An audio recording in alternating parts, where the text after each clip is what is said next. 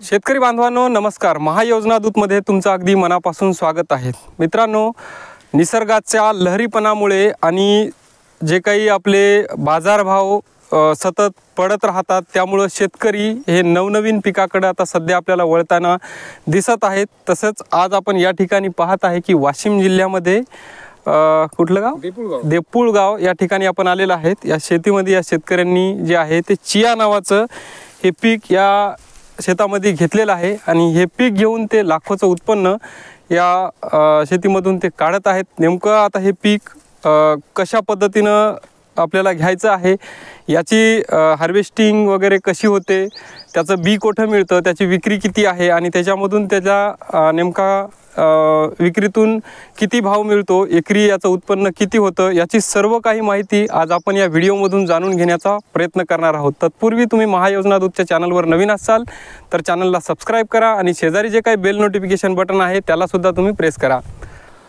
या ठिकाणी आपण बघू शकतो या शेतामध्ये जे आहे ते चिया पीक हे घेतलेलं आहे. तर हे संत्रा या पिकामध्ये आंतरपीक म्हणून या ठिकाणी हे पीक आपल्याला पाहायला मिळत आहे. हे पीक जे घेतलेलं आहे तर हे पूर्वी जे आहे ते अमेरिका येथील मेक्सिको येथील हे पीक होतं. आता भारतामध्ये बऱ्याचशा शेतकऱ्यांनी काय झालं, आपल्या जे पारंपरिक पिकं होते त्याला आता कंटाळा आला. त्यामध्ये सोयाबीन आहे. सोयाबीनचं जर बघायचं झालं तर आता सर्वांनाच हाल माहीत आहेत की सोयाबीनचं काय आहे, की त्याला पर्यायी म्हणून अशा पद्धतीची पिकाची हे आता शेतकरी निवड करताना आपल्याला पाहायला मिळत आहेत. आपण आता प्रत्यक्षात ते काय आहे ते शेतकऱ्याकडूनच या पिकाबद्दल माहिती जाणून घेऊ की नेमकं हे पिकाची लागवड कधी असते, किती दिवसात निघतं, या सगळ्या गोष्टी जे आहेत ते त्यांच्याकडूनच आपण जाणून घेण्याचा प्रयत्न करणार आहोत. तर बघा आता हे तुम्हाला सर्वांच्या परिचयाचेच आहेत, नागेश भाऊ गंगावणे.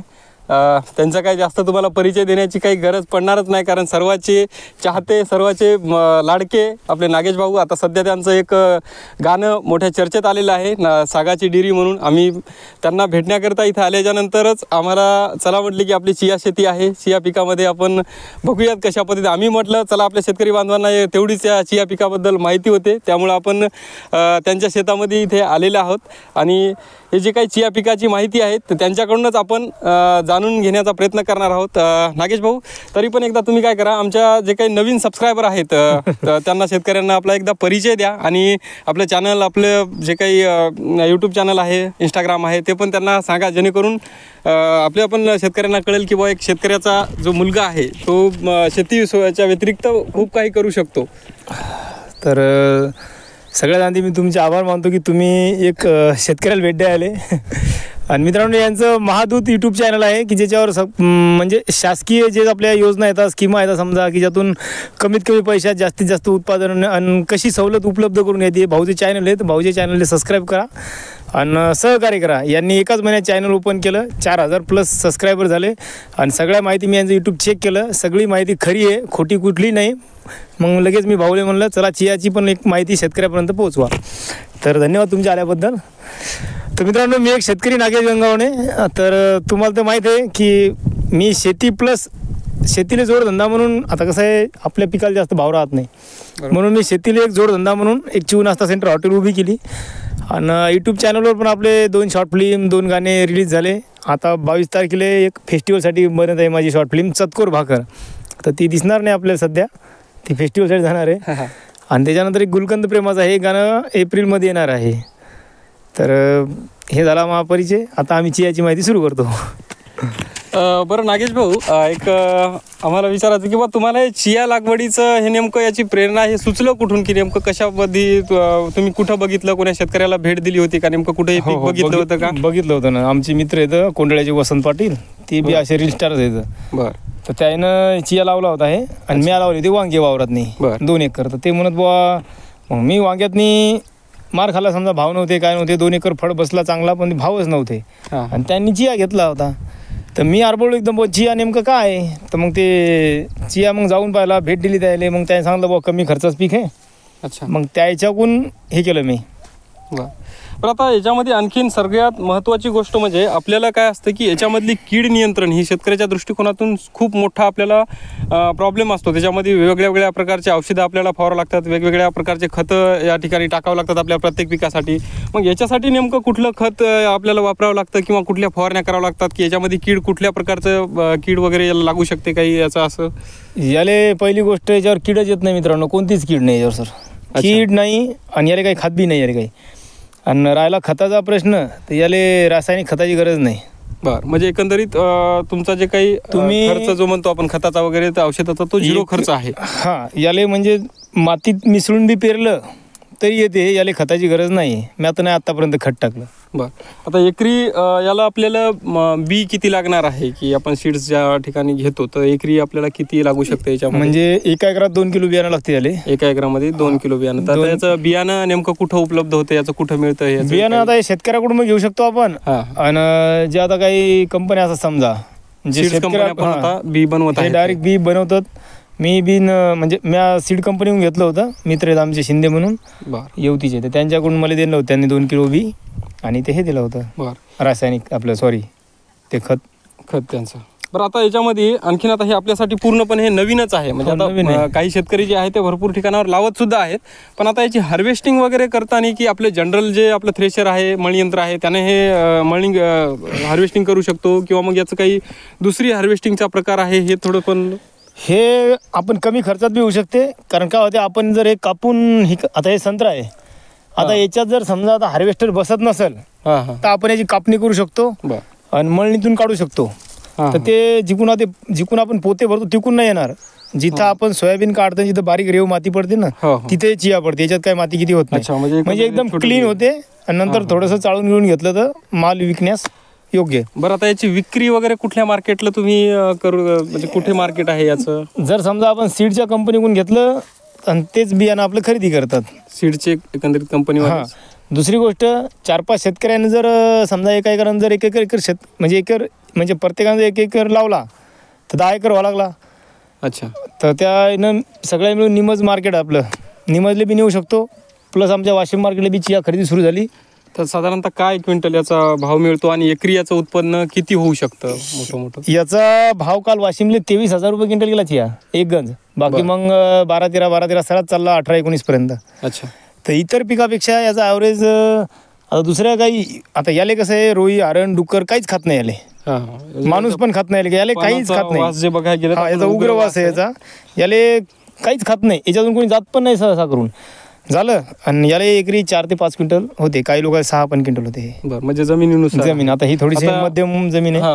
म्हणजे जमिनी पण असं काही याला हे नाही की याला याची जमीन हलकी जमीन असल्यामुळे याची हाईट कमी आहे, नाही तर सरासरी चिया इथपर्यंत जाते. बरं, आता याच्यामध्ये आणखीन हे आहे की आपल्या गव्हासारखंच याला पाणी वगैरे किती लागतं का? गव्हापेक्षा जास्त पाणी लागतं? याला कसं आहे, 2 पाणी म्हणजे आपला 6-6 इंच निघेपर्यंत मोकळं आपलं पिंकरनं. अच्छा, निघेपर्यंत. कारण बी इतकं बारीक असते, तिळावून पण बारीक आहे. बी दाखवून बी असते नाही, बघितलं ना आपण ते या पब्लिकला दाखवून आपण. आता इतकं बारीक बियाणं असते आहे. तर हे काय होते, आपण जर मोकळं पाणी दिलं ना हे लगेच वाहून जाते. अच्छा, तर याला जर पिंकरनं पाणी दिलं आणि याची पेरणी जे करायची आपल्याला तर ही फक्त बस अर्धा इंच लावायचं. सगळ्यात मोठा प्रॉब्लेम आहे की हे तुम्हाला आता एवढं छोटं बी आहे आणि तुम्ही म्हणता एकरी हे 2 ते 2.5 किलोच पेरायचं. म्हणजे याच्यामध्ये एकंदरीत बघायचं झालं तर आपण ज्वारी वगैरे पेरतो ते पण 5 किलो एकरी आपण पेरतो. तर हे ज्वारीपेक्षा एका दाण्याच्या 5 पटीनं जाणं छोटा आहे. तर याचं हे कशा पद्धती याला काही म्हणजे ट्रॅक्टरद्वारे काही आहे? ट्रॅक्टरद्वारे होते ना. कांदा वगैरे पेरतो त्या पेरणी यंत्राद्वारे आपण पेरू शकतो का? मग इतर काही तुम्ही याच्यामध्ये मिक्स करून ते पेरू शकता काही आणखीन काही? आपण 10 किलोचं खत घ्यायचं.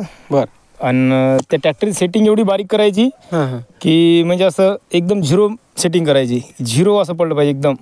एक ते करू शकतो आपण सेटिंग. आता त्याचा व्हिडिओ आपल्याला नेक्स्ट घ्यायला लागते आपल्याला, कारण ते पेरणी यंत्र नाही. ते पेरणी यंत्र नंतर आम्ही तुम्हाला नेक्स्ट व्हिडिओमध्ये ते पेरणी यंत्र सेटिंग लावून दाखवता येईल. नाही तर माझ्या इंस्टाग्रामवर व्हिडिओ आहे, तर ते तुम्ही सेटिंग पाहू शकता दिल्ली. तर आपण 10 किलो आयुर्वेदिक खत घ्यायचं, ते काळं खत भेटते ते, त्याच्यात मिक्स करायचं 2 किलो बी आणि खताच्या याच्यात पेटीत टाकून द्यायचं बस. आणि अर्धा इंच लावायचं फक्त पेरणी यंत्र. फन अर्धा इंच, 5 नको आहे त्याला. म्हणजे काकर उघडे असले पाहिजे त्याचे, 5 नाही करायची गरज. गव्हाच्या पेरणी यंत्राने पेरू शकतो आपण. बाकी फणं बंद केले तरी चालतं. एका याच्यात 5 तास येतात आहे. आता बघा याच्यामध्ये जे आहे ते हे चिया पीक या ठिकाणी घेतलं आहे किंवा याची विक्री, याला बी किती लागतं, ह्या सर्व काही गोष्टी आहेत. आता याचा जे काही उपयोग आहे तो हा मेडिकल कॉस्मेटिक क्षेत्रामध्ये याचा सगळ्यात जास्त वापर होतो. त्यामध्ये तुमचं रक्तदाब असो, डायबिटीज आहे, या सगळ्या गोष्टीसाठी, त्यानंतर तुमचं वजन कमी करण्यासाठी, वजन वाढवण्यासाठी सुद्धा या चिया याचा उपयोग होतो. हे जे म्हणतो म्हणजे आपल्या सोप्या भाषेत जर सांगायचं झालं तर आपला भारतीय सब्जा हेच याचाच एक प्रकार हा आहे की हे बाहेर देशातील अमेरिकेमध्ये मेक्सिको या ठिकाणी या पिकाचा जो आहे तो मोठ्या प्रमाणावर पहिले उत्पादन होत होतं. आता काही शेतकऱ्यांनी भारतामध्ये याचे प्रयोग केले, ते प्रयोग सक्सेस झाले आणि जे शेतकरी आहेत ते आता नवनवीन प्रयोग करताना या अशा पिकाचा जो आहे तो वापर करत आहेत आणि असे पीक हे या पिकाचं उत्पादन या ठिकाणी आपल्याला घेताना पाहायला मिळत आहेत. एकंदरीत हे जे चिया आहे ते आपण थोडक्यात आपण आपल्या बांधवांना दाखवण्याचा प्रयत्न केलेला आहे. जर तुम्हाला या चियाबद्दल आणखीन माहिती हवी असेल किंवा याचं बियाणं वगैरे असेल तर आपण आपल्या जे डिस्क्रिप्शन बॉक्समध्ये जो नंबर आहे त्या नंबरवर तुम्ही आम्हाला मेसेज वगैरे करू शकता की आपले नागेश भाऊ आहेत त्यांच्याकडून तुम्हाला जे काही बी आहे ते नक्कीच उपलब्ध करून देण्याचा आपल्याला प्रयत्न केला जाईल. आणि इतरही समजा तुमचे जे काही आता नागेश भाऊचे चॅनल वगैरे आहेत त्यांच्यावर सुद्धा हे चियाविषयी असोत किंवा शेतीचे नवनवीन काही प्रयोग आहेत त्याचे व्हिडिओ येतच राहतात. त्यांच्यासुद्धा चॅनलला एकदा तुम्ही फॉलो करा. जे इंस्टाग्राम आहे किंवा मग यूट्यूब चॅनल आहे त्या ठिकाणी त्यांचे शेतकऱ्याचा मुलगा आहे, परंतु त्यांची ॲक्टिंग एकदा तुम्ही बघा त्या ठिकाणावर जाऊन की कशा पद्धतीने त्यांनी ॲक्टिंग वगैरे केलेली आहे. एकंदरीत सर्वच मुलाच्या अंगी जे गुण असतात, परंतु आपल्याला काय असतं की आपण दाखवण्याकरता, जे समाजासमोर येण्याकरता आपण लाज वाटते आपल्याला, आपले लोक त्यामुळे जे काय आहे ते मागे असतात. परंतु एका शेतकऱ्याच्या मुलानं हे सगळं काही शेती सांभाळून ह्या सगळ्या गोष्टी केलेल्या आहेत. आपला मुलाखत घेण्याचा उद्देश एवढाच होता की जे काही शेतकऱ्यांना नवीन पिकाची एक माहिती व्हावी आणि आमचा नागेश भाऊला भेटण्याचा सुद्धा एक उद्देश होता. त्यामुळं आपण जे काय थोडक्यात या पिकाची तुम्हाला माहिती सांगण्याचा आपण प्रयत्न केलेला आहे. व्हिडिओ आवडला असेल तर व्हिडिओला लाईक करा आणि महायोजना दूतच्या चॅनलवर नवीन असाल तर चॅनलला सबस्क्राईब करा. धन्यवाद.